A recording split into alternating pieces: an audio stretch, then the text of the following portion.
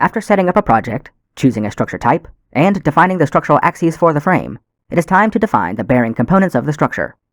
These preliminary section shapes can be used for components such as columns, rafters, purlins, side rails, and braces.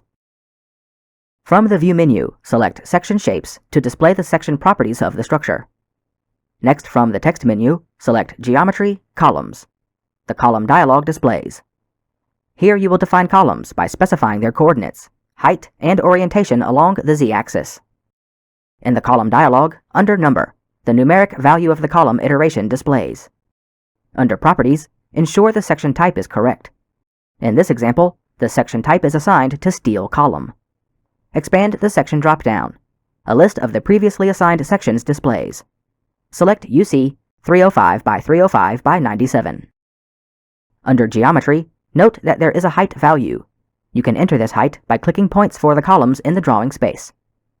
When you use this method, however, be sure to remove the height that is predefined here in the Height field.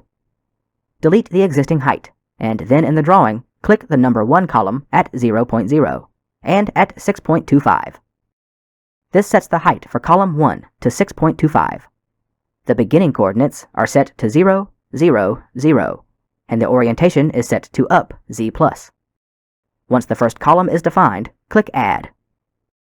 The column dialog updates, and the number is set to 2.